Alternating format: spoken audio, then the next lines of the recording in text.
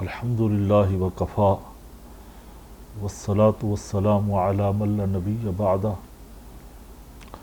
اما بعد فاعوذ باللہ السمیع العلیم من الشیطان الرجیم بسم اللہ الرحمن الرحیم الصلاة والسلام علیک یا رسول اللہ وعلی آلک واصحابک واہل بیتک وعترتک یا نور اللہ۔ اللہ جل وعلا کی حمد، لا تعداد درود و سلام فخر عالم، وجہ تخلیق کائنات جناب محمد رسول اللہ صلی اللہ تعالی علیہ وسلم کی ذات مقدسہ پر۔ برادران اسلام، سچ ٹی وی کے ناظرین، یہ ہمارا پروگرام سیرت الانبیاء الحمدللہ جو آپ ایک وقت سے سماعت فرماتے آ رہے ہیں، ان دنوں میں حضرت سیدنا یوسف علیہ السلام کا ذکر خیر ہو رہا ہے۔ آج یہ اختتام کے مراحل میں ہے سیرت یوسف علیہ السلام۔ پروگرام تو انشاءاللہ آگے چلتا ہی رہے گا اور انبیاء کرام کی حالات و واقعات پر روشنی ڈالیں گے، ان سے انشاءاللہ برکتیں حاصل کریں گے۔ انبیاء کرام یہ وہ نفوس قدسیہ کے موتی ہیں، چنے ہوئے دانے ہیں، جس کو اللہ رب العزت نے ہر عیب سے، ہر معاملات سے پاک اور مبرہ پیدا فرمایا۔ اس لیے کہ حضرت سیدنا حسان رضی اللہ تعالی عنہ جو دربار رسالت کے پسندیدہ ثناخواں ہیں، وہ بھی بارگاہ رسول صلی اللہ علیہ وسلم میں عرض کرتے ہیں رسول اللہ کے سامنے، خلقت مبرعا من کل عیب کأنک قد خلقت کما تشاء۔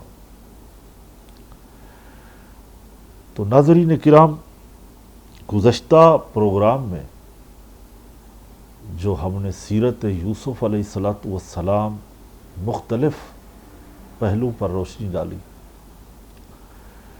اس میں ایک ملاقات تھی ان کے والد بزرگوار سے، پھر پیغمبروں کے تبرک کا ذکر خیر ہوا، ان کی حیات کا ذکر خیر ہوا، معجزات، کمالات جو اللہ رب العزت نے ان کو عطا کیے ان کا ذکر ہوا۔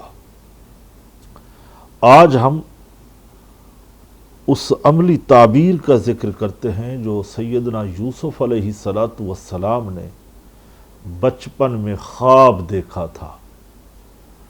وہیں سے ایک حسد کا سلسلہ شروع ہوا۔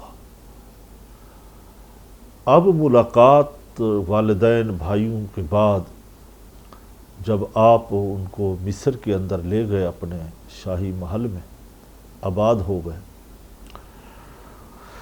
اس کے بعد علماء فرماتے ہیں دربار شاہی میں سیدنا یوسف علیہ السلام اپنے تخت پر جلوہ افروز ہوتے ہیں، تو آپ علیہ السلام نے اپنے والدین کو بھی اپنے ساتھ تخت پر بٹھا لیا۔ اس کے بعد والدین اور سب بھائیوں نے حضرت یوسف علیہ السلام کو سجدہ کیا۔ حضرت یوسف علیہ السلام نے جب انہیں سجدہ کرتے دیکھا تو فرمایا کہ اے میرے باپ، یہ میرے اس خواب کی تعبیر ہے جو میں نے بچپن میں دیکھا تھا۔ بے شک وہ خواب میرے رب نے سچا کر دیا، اور بے شک اس نے قید سے نکال کر مجھ پر احسان کیا۔ اور بھی بہت ساری باتیں حضرت یوسف علیہ السلام نے کی، مگر یہاں یہ نہیں فرمایا کہ میرے بھائیوں نے مجھے کنویں میں ڈالا، یہ ذکر نہیں ہوا، کیونکہ راز یہ تھا کہ بھائی اس جملے پر میرے بھائی شرمندہ نہ ہو جائیں، انہیں شرمندگی نہ ہو۔ کریم ہوتے ہیں، انبیاء کرام کے خواب سچے ہوتے ہیں۔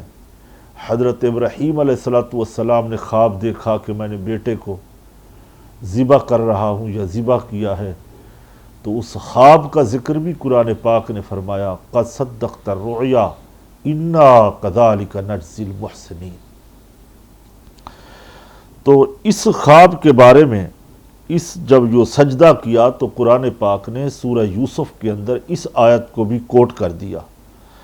اللہ فرماتے ہیں وَرَفَعَ أَبَوَيْهِ عَلَى الْعَرْشِ وَخَرُّوا لَهُ سُجَّدًا وَقَالَ يَا أَبَتِ هَذَا تَعْوِيلُ الرُّؤْيَا مِن قَبْلُ قَدْ جَعَلَهَا رَبِّي حَقًّا۔ اللہ اکبر۔ اور اس نے اپنے ماں باپ کو تخت پر بٹھایا اور سب اس کے لیے سجدے میں گر گئے، اور یوسف علیہ السلام نے کہا اے میرے باپ، اور یہ میرے پہلے خواب کی تعبیر ہے، بے شک اے میرے رب نے، بے شک اسے میرے رب نے سچا کر دیا، اور بے شک اس نے مجھ پر احسان کیا، مجھے قید سے نکالا اور آپ سب کو گاؤں سے لے آیا۔ برادران اسلام، یقیناً یہ باتیں جو قرآن پاک نے من و عن سیاق و سباق کے ساتھ سیدنا یوسف علیہ السلام کا ذکر خیر فرمایا، اس میں کوئی دو رائے نہیں ہے۔ ہمارا ہر کمال پہ، ہر معجزے پر ایمان ہے۔ پھر یہ سجدہ تعظیم اور عاجزی کے طور پر تھا، اور ان کی شریعت میں یہ جائز بھی تھا، جیسے ہماری شریعت میں کسی عظمت والے کی تعظیم کے لیے کھڑے ہوتے ہیں ہم، کوئی بڑا بزرگ شیخ عالم دین والد صاحب تشریف لائیں تو ہمارے ہاں ہماری شریعت میں ہم اس کے ادب اور احترام کے لیے، تعظیم کے لیے کھڑے ہو جاتے ہیں اور پھر مصافحہ کرتے ہیں۔ دست بوسی کرنا، مصافحہ کرنا یہ جائز ہے۔ اسی طرح ان کی شریعت میں سجدہ تعظیمی جائز تھا۔ تو یاد ایک بات اور بھی عرض کرتا چلوں کہ سجدہ کا عبادت اللہ تعالیٰ کے سوا اور کسی کے لیے بھی جائز نہیں۔ سجدہ عبادت صرف اللہ کو، پیغمبروں کو، فقیروں کو، پیروں کو، مشائخ کو، کسی کو سجدہ عبادت جائز نہیں، جائز ہوا بھی نہیں اور نہ کبھی ہوگا۔ اور یہ چونکہ ایسا کرنا یہ شرک ہے، اور شرک گناہ کبیرہ ہے۔ جبکہ سجدہ تعظیمی پہلی امتوں میں، پہلی شریعتوں میں جائز تھا، لیکن ہماری شریعت میں یہ تعظیمی سجدہ بھی جائز نہیں ہے۔ تو اسی طرح سجدہ تعظیمی کی حرمت کے متعلق اگر ہمیں تفسیر پڑھنی ہو یا اس کے فقہی مسائل جاننے ہوں تو پھر اعلی حضرت امام اہل سنت مجدد دورہ، امام ملت حاضرہ، امام احمد رضا خان فاضل بریلی علیہ الرحمہ کا فتاوی رضویہ، غالباً اس کی 22ویں جلد ہے، 22، اس کا مطالعہ کریں تو اس میں یہ سارے مسائل بڑی تفصیل کے ساتھ حضرت مجدد دورہ نے فرمائے ہیں۔ اسی میں ایک پورا رسالہ لکھا ہے اعلی حضرت نے جو فتاوی رضویہ شریف میں ہے۔ ناظرین کرام، ہم حضرت یعقوب علیہ السلام کی وفات کا ذکر کرتے ہیں، اس سے قبل بھی ان کے ذکر خیر میں، ان کی سیرت کے ابواب میں ہم کرائے ہیں۔ تاریخ بیان کرنے والے علماء فرماتے ہیں کہ حضرت یعقوب علیہ السلام نے اپنے فرزند حضرت یوسف علیہ السلام کے پاس مصر میں تقریباً 24 سال رہے، عیش و عشرت کی بہترین آرام کے ساتھ، خوشحالی کے ساتھ زندگی گزاری۔ جب وفات کا وقت قریب آیا تو آپ نے حضرت یوسف علیہ السلام کو وصیت کی کہ آپ کا جنازہ ملک شام میں لے جا کر ارض مقدس یا ارض مقدسہ، یعنی جہاں آپ کے والد ماجد بزرگوار حضرت اسحاق علیہ السلام کا مزار تھا، قبر شریف تھی، اس کے پاس دفن کیا جائے۔ اس وصیت کی تعمیل کی گئی اور وفات کے بعد انہیں ساج کی لکڑی کے تابوت میں آپ علیہ السلام کا جسد اطہر شام میں لایا گیا۔ اس وقت آپ علیہ السلام کے بھائی ایس کی وفات، یعنی یعقوب علیہ السلام کے بھائی ایس جو اسی دن پیدا ہوئے، ان کی وفات بھی اسی دن اور ایک ہی وقت میں پیدا ہوئے، 147 سال کی عمر گزار کے فوت ہوئے، اور دونوں ملک شام ارض مقدسہ پر مدفون ہوئے، دفن ہوئے۔ ناظرین، یہاں وقت ہوتا ہے ایک مختصر وقفے کا، انشاءاللہ ملتے ہیں ایک مختصر بریک کے بعد۔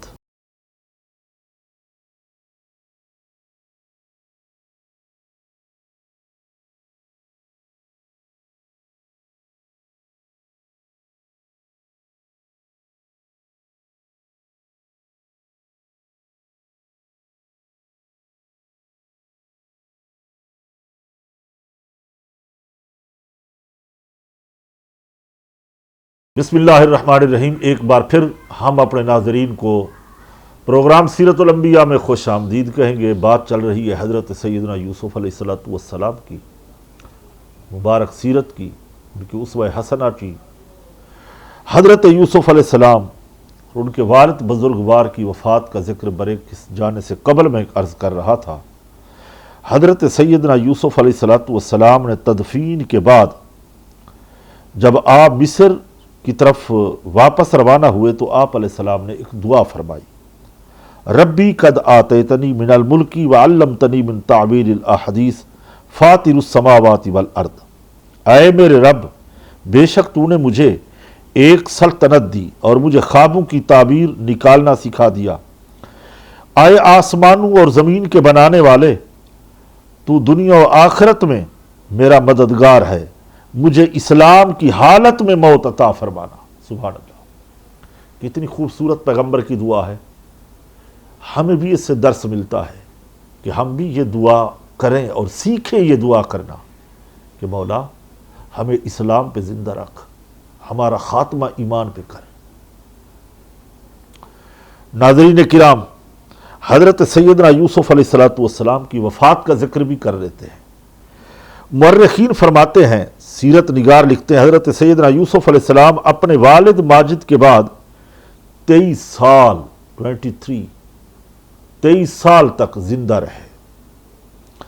اس کے بعد آپ کی وفات ہوئی اور آپ کے مقام دفن کے بارے میں اہل مصر کے اندر سخت ایک اختلاف پیدا ہو گیا۔ اہل مصر کی عوام چاہتی تھی کہ یہ یہاں پہ دفن ہو جائیں، کوئی کہتا ہمارے محلے میں دفن ہو جائیں، کوئی کہتا ہمارے گھر کی حویلی میں 4 دیواری میں دفن کیا جائے تاکہ پیغمبر کی ہم برکتیں حاصل کریں۔ یقیناً پیغمبروں کے جو اجسام ہوتے ہیں ناظرین کرام، وہ گلنے سڑنے سے پاک ہوتے ہیں، زمین کی مٹی انہیں نقصان نہیں پہنچاتی۔ اللہ نے حرام کر دیا ہے زمین پر کہ وہ انبیاء کرام کے جسموں کو کوئی نقصان پہنچائے۔ پھر حصول برکت کے لیے ہر بندہ یہ دعویٰ کرتا کہ میرے گھر میں دفن ہو جائیں۔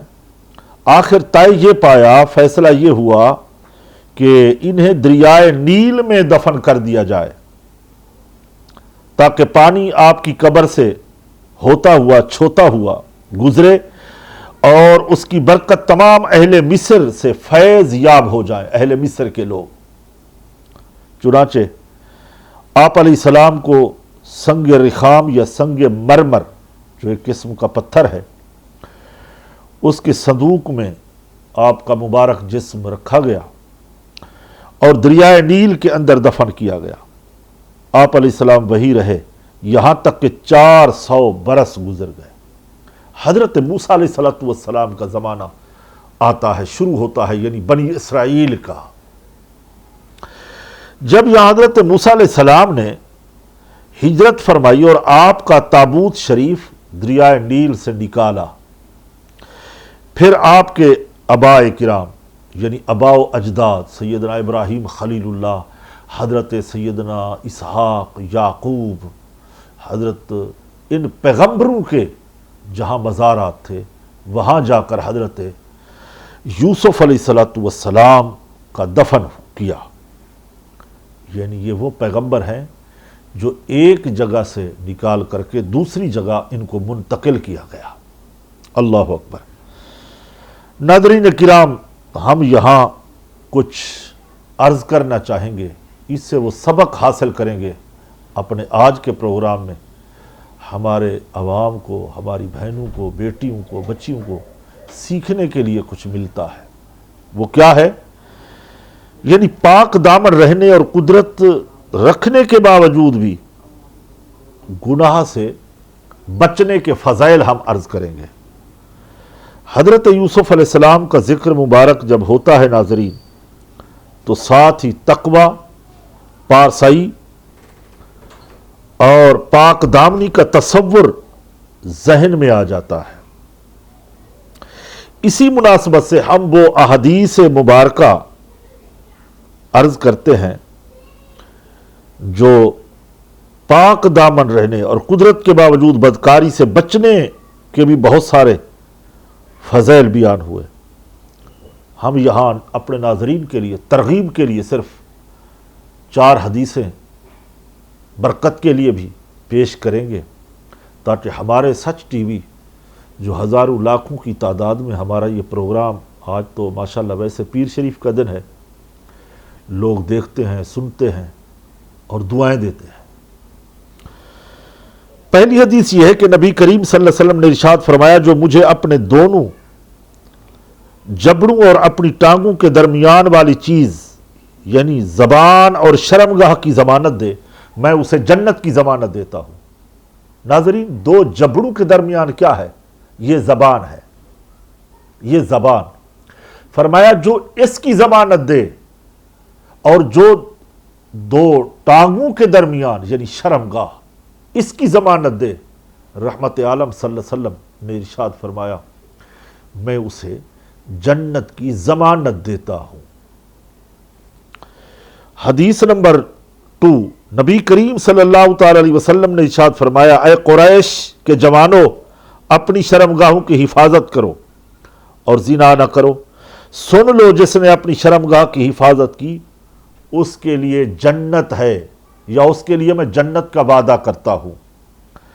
حدیث نمبر 3، رسول اللہ صلی اللہ علیہ وسلم نے ارشاد فرمایا، عورت جب اپنی 5 نمازیں پڑھے، اپنے ماہ رمضان کے روزے رکھے اور اپنی شرمگاہ کی حفاظت کرے، اپنے شوہر کی اطاعت کرے، تو فرمایا جنت کے جس دروازے سے چاہے وہ داخل ہو جائے۔ حدیث نمبر 4، حضور رحمت عالم صلی اللہ علیہ وسلم نے فرمایا کہ 7 افراد ایسے ہیں جنہیں اللہ تعالیٰ اس دن عرش کے سائے میں جگہ عطا فرمائے گا، جس دن اس عرش کے سوا کوئی سایہ نہیں ہوگا، صرف اللہ کے عرش کا سایہ ہوگا۔ ان میں وہ شخص ہے جس کسی نے منصب، جمال، حسن و جمال والی عورت نے اپنے ساتھ اسے دعوت گناہ دی، برائی کی دعوت دی، طلب کیا تو اس نے اللہ تعالیٰ سے ڈرتے ہوئے اللہ کے خوف سے انکار کر دیا، وہ بندہ خدا بھی کل قیامت کے دن اللہ کے عرش کے سائے کے نیچے ہوگا۔ اللہ اکبر۔ یہ 4 حدیثیں ناظرین ہم نے بیان کی ہیں۔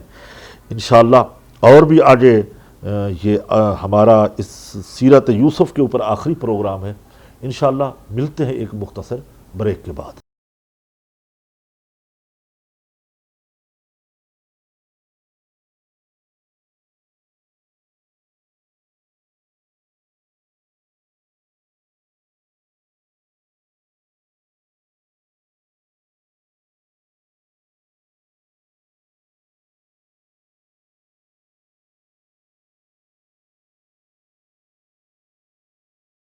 ایک بار پھر سیرت الانبیاء میں ہم اپنے ناظرین کو خوش آمدید کہتے ہیں۔ سیدنا یوسف علیہ السلام کے بھائیوں کے بارے میں غلط جملے کہنا یا ناشائستہ باتیں کرنا گناہ ہے۔ ناظرین، یہاں بھی ہم چند باتیں جو ہم معاشرے کے اندر دیکھتے ہیں جاتے ہیں، لوگ ہمارے اس معاشرے کے اندر باہمی دھوکہ دہی میں مثال کے لیے برادران یوسف کا لفظ بہت استعمال کرتے ہیں، اور اس میں احتراز کرنا چاہیے، بلکہ برادران یوسف کا ادب اور احترام کرنے کا حکم دیا ہے علماء کرام نے۔ ان کی توہین سخت ممنوع، ناجائز اور حرام ہے۔ چنانچہ اعلی حضرت مجدد دورہ امام احمد رضا خاں علیہ رحمت الرحمن فرماتے ہیں، ان کی نسبت کلمات ناشائستہ لانا بہرحال حرام ہے۔ ایک قول ان کی نبوت کا بھی ہے، اور ظاہر ہے قرآن عظیم نے بھی اس کی تائید ہوتی ہے۔ اللہ فرماتے قرآن پاک میں، قال قولوا آمنا باللہ وما انزل الینا وما انزل علی ابراہیم واسماعیل واسحاق ویعقوب والاسباط وما اوتی موسیٰ وعیسیٰ وما اوتی النبیون من ربہم لا نفرق بین احد منہم ونحن لہ مسلمون۔ اللہ تعالیٰ ارشاد فرماتے تم کہو ہم اللہ پر اور جو ہماری طرف سے نازل کیا گیا اس پر ایمان لائے، اور اس پر جو ابراہیم و اسماعیل، اسحاق و یعقوب اور ان کی اولاد کی طرف نازل کیا گیا، اور موسیٰ عیسیٰ کو جو کچھ دیا گیا، جو باقی انبیاء کرام اور ان کے رب کی طرف سے جو عطا کیا گیا، ہم ایمان لانے ہیں، اس میں کسی کے درمیان فرق نہیں کرتے، ہم اللہ کے حضور گردن رکھے ہوئے ہیں۔ ناظرین کرام، یہاں بھی قرآن نے فرمایا اسباط، یہی ابنائے یعقوب علیہ السلام ہیں۔ اس تقدیر پر تو ان کی توہین کفر ہوگی، یعنی صرف حرام گناہ کبیرہ نہیں بلکہ کفر تک ہو جائے گی، ورنہ اس قدر میں شک نہیں کہ وہ اولیاء کرام ہیں، اور اس میں بھی کوئی شک نہیں کہ وہ انبیاء کی اولادیں ہیں۔ جو کچھ ان سے واقع ہوا وہ اپنے باپ کے ساتھ محبت شدیدہ کی غیرت سے تھا۔ پھر اعلی حضرت فرماتے پھر وہ بھی رب العزت نے معاف کر دیا، یعنی ان کی معافی کے پروانے اللہ نے جاری کر دیے۔ پھر ہم یہ کیوں کہیں کہ برادران یوسف سے بھی غلطی ہو گئی، ان سے بھی حسد ہو گیا، یہ ہو گیا، یعنی ہمارے معاشرے کے اندر ناظرین اس طرح کی باتیں ہوتی ہیں۔ پھر کیا ہوا؟ تو یوسف علیہ السلام نے خود بھی فرمایا، قال لا تثریب علیکم اليوم یغفر اللہ لکم وہو ارحم الراحمین۔ یہ ہمارا قرآن بیان کر رہا ہے کہ آج تم پر کوئی ملامت نہیں ہے، اللہ تمہیں معاف کر دے، اور وہ سب مہربانوں سے بڑھ کر مہربان ہے۔ اور یعقوب علیہ السلام نے فرمایا، سوف استغفر لکم ربی انہ هو الغفور الرحیم۔ ان قریب میں تمہارے لیے اپنے رب سے مغفرت طلب کروں گا، بے شک وہی بخشنے والا مہربان ہے۔ بہرحال ان کی توہین ناظرین سخت حرام ہے برادران یوسف کی، اور باعث غضب ذوالجلال والاکرام۔ رب تعالیٰ نے کوئی کلمہ ان کی ندامت یا مذمت کا نہ فرمایا، اور دوسرے کو پھر یہ کیا حق ہے کہ وہ ان کی مذمت کرے یا معاذ اللہ الٹے سیدھے جملے کہے یا جملے کسے یا ان کی مثالیں دے غلط طریقے سے۔ مناسب یہ ہے کہ توہین کرنے والا تجدید اسلام اور تجدید نکاح کرے۔ جی ہاں، اگر کوئی یہ غلطی کرتا بھی رہا تو وہ تجدید اسلام کرے اور تجدید نکاح بھی کرے، اپنی بیوی کے ساتھ تجدید نکاح کرنا ہوگا۔ کہ جب ان کی نبوت میں اختلاف ہے تو اس کے کفر میں اختلاف ہوگا، اور کفر اختلافی کا علماء فرماتے ہیں یہی حکم ہے۔ ناظرین کرام، اب درس و نصیحت کے دو چار جملے میں آخر میں کہہ دیتا ہوں۔ اس میں حدیثیں اور بھی ہیں۔ خواب کس سے بیان کرنا چاہیے؟ حضرت یعقوب علیہ السلام نے حضرت یوسف علیہ السلام کے بھائیوں سے خواب بیان کرنے سے منع کیا۔ اس سے معلوم ہوا صرف ان کے لیے خواب بیان کیا جائے جو صحیح تعبیر بتا سکتا ہو، جو اس کا اہل ہو یا قریبی دوست ہو، جس سے نقصان کا اندیشہ نہ ہو، جنہیں خوابوں کی تعبیر کا علم نہ آتا ہو انہیں خواب نہ بتایا جائے۔ خواب نبوت کا 40واں حصہ ہے، مومن کا خواب۔ پھر اخلاقی دیانت و خیانت حضرت زلیخا کی طرف سے تمام تر رغبت اہتمام کے باوجود حضرت یوسف علیہ السلام نے پاکیزہ کردار اخلاقی دیانت کا مظاہرہ فرمایا۔ یہ ایک عظیم وصف ہے نبوت کے لیے۔ ناظرین کرام، آخر میں چند ایک احادیثوں کا ذکر کر کے اپنی گفتگو کو آج کے پروگرام میں سمیٹوں گا، پھر دعا کا وقت ہو جائے گا۔ ہوا چاہتا ہے تو احادیثوں میں آتا ہے کہ حضرت ابو ہریرہ رضی اللہ تعالی عنہ، جو بہت ساری حدیثوں کے راوی ہیں، وہ عرض کرتے ہیں نبی کریم صلی اللہ علیہ وسلم سے پوچھا گیا کہ یا رسول اللہ صلی اللہ علیہ وسلم، لوگوں میں سے کون زیادہ عزت والا ہے؟ فرمایا جو تم میں بڑا پرہیزگار ہے۔ عرض کیا گیا ہم اس کے بارے میں نہیں پوچھ رہے یا رسول اللہ صلی اللہ علیہ وسلم۔ تو فرمایا تو لوگوں میں بڑے معزز حضرت یوسف علیہ السلام ہیں، اللہ کے نبی ہیں، اور نبی یعقوب علیہ السلام کے بیٹے ہیں، اور نبی اسحاق علیہ السلام کے پوتے ہیں، اور اسحاق علیہ السلام حضرت خلیل اللہ کے بیٹے ہیں۔ عرض کی گئی ہم اس کے بارے میں بھی نہیں پوچھ رہے۔ ارشاد فرمایا تو کیا تم مجھ سے اہل عرب کے آباء و اجداد کے بارے میں پوچھتے ہو؟ عرض کی گئی جی ہاں۔ ارشاد فرمایا ان میں سے جو جاہلیت میں بہتر تھے وہ اسلام میں بھی بہتر ہیں جبکہ وہ عالم ہو جائیں۔ اللہ اکبر۔ اگر وہ زمانہ جاہلیت میں شراب نہیں پی، گناہ نہیں کیا، پھر وہ زمانہ اسلام پاتے ہیں، کلمہ پڑھتے ہیں، عالم بنتے ہیں، قرآن سیکھتے ہیں، چہرہ نبوت دیکھتے ہیں، سبحان اللہ، وہ بھی پھر عزت والے ہیں اور معزز ہیں۔ پھر ایک حدیث میں آتا ہے حسن یوسف کا تذکرہ ہم آخر میں کرتے چلیں۔ حضرت انس بن مالک رضی اللہ تعالی عنہ وہ راوی ہیں کہ نبی کریم صلی اللہ علیہ وسلم نے ارشاد فرمایا حضرت یوسف علیہ السلام کو خوبصورتی کا ایک حصہ دیا گیا۔ ناظرین ہم نے اس کا پہلے بھی ذکر کیا ہے، اللہ تعالیٰ نے حسن کے جب حصے کیے اس میں ایک حصہ حضرت یوسف علیہ السلام کو دیا گیا، اور باقی حصہ پوری کائنات میں وہ حسن تقسیم ہوا۔ حضرت انس بن مالک رضی اللہ تعالی عنہ سے روایت ہے کہ رسول اللہ صلی اللہ علیہ وسلم نے فرمایا پھر مجھے تیسرے آسمان پر لے جایا گیا۔ جبریل علیہ السلام نے دروازہ کھلوانا چاہا تو پوچھا گیا کون؟ جبریل نے عرض کیا کہ میں جبریل ہوں، میرے ساتھ نبی کریم محمد صلی اللہ علیہ وسلم ہیں۔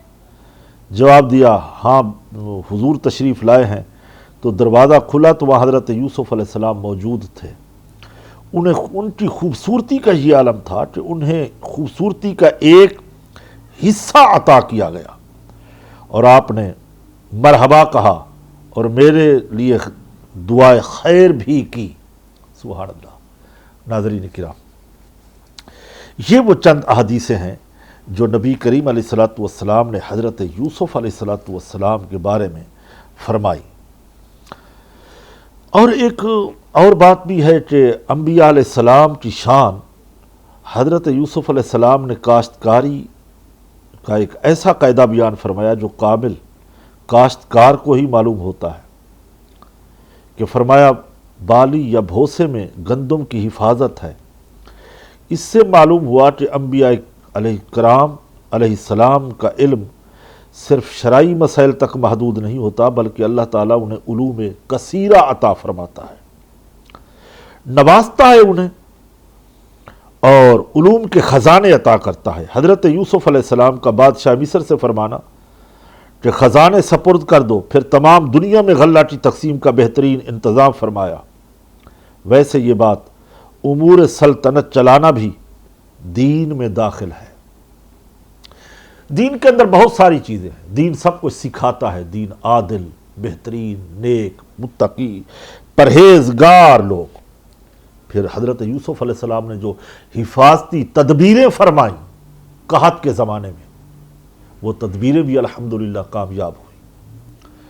ناظرین کرام، ہم یک کے بعد دیگرے سیاق و سباق کے ساتھ سیرت الانبیاء کا پروگرام مسلسل کرتے چلے آ رہے ہیں۔ اب اگلے پروگرام میں آپ انتظار کریں گے اور ہمیں اجازت دیں گے اور دعاؤں میں شریک ہوں گے۔ آئندہ پروگرام میں جب آپ سے ملاقات ہوگی تو انشاءاللہ اس میں ہم حضرت سیدنا ایوب علیہ السلام کا تعارف، ان کی سیرت کے اوپر بات کریں گے۔ آئیے، دعا کا وقت ہوتا ہے، دعا میں شریک ہو جائیے، ہاتھ اٹھا لیجئے، ہتھیلیاں سیدھی آسمان کی طرف ہوں اور دعا کریں اور آمین کہیں۔ اللہ مسلمانوں کی دعا کو قبول فرماتا ہے۔ الحمدللہ رب العالمین والصلاة والسلام علی سید الانبیاء والمرسلین۔ ربنا آتنا فی الدنیا حسنۃ وفی الآخرۃ حسنۃ وقنا عذاب النار۔ اے ساری کائنات کے مالک خالق رازق اللہ، ہمارے پروگرام کو بارگاہ میں قبول فرما۔ معصوم انبیاء کرام کی سیرت کا تذکرہ ہوا ہے، مولا کوئی غلطی کوتاہی ہم سے سرزد ہو گئی ہو ہمیں معاف فرما، سہون قصدن خطا ہو گئی ہو تیری بارگاہ میں مولا توبہ کرتے ہماری توبہ کو قبول فرما، ہماری ہمارے والدین کی مغفرت فرما، عالم اسلام کی خیر فرما، ملک پاکستان کی حفاظت فرما۔ مالک المولا، جو پاکستان کے اندر سیلاب کی صورت میں وبا آئی ہے، ناگہانی مصیبت آئی ہے، اللہ جو مسلمان انسان پریشان حال ہیں، بچے عورتیں بوڑھے، مولا ان کی غیب سے مدد فرما۔ جو پوری دنیا کے اندر لوگ ان کی مالی مدد کر رہے ہیں، معاونت کر رہے ہیں، مولا انہیں دن دگنی رات چگنی ترقی عطا فرما، افواج پاکستان کی خیر فرما۔ مالک المولا، یہ ہمارا پاکستان کا وہ ادارہ ہے جو امت مسلمہ کے کام بھی آتا ہے۔ پاکستان کی پاکستانی قوم، جو دکھی قوم سیلاب زدگان ہیں، ان کے دن رات محنت کے ساتھ جو کام کرتے ہیں، اللہ انہیں اجر عظیم عطا فرما۔ جو افواج پاکستان کے شہداء ہیں ان کے درجات بلند فرما۔ اللہ پاکستان کی سرحدوں کو مضبوط سے مضبوط تر بنا دے۔ ہمارے سچ ٹی وی کی ٹیم اور ان کے مالکان سب کی خیر فرما، جان مال عزت ابرو کی حفاظت فرما۔ مولا خاتمہ ایمان پہ فرما، جو بیمار ہیں انہیں شفا عطا فرما۔ خدایا بحق کے بنی فاطمہ کہ برقول ایما کنی خاتمہ، اگر دعوت امرد کنی بر قبول، منو دست دعمان آل رسول۔ سبحان ربک رب العزت عما یصفون، والسلام علی المرسلین والحمدللہ۔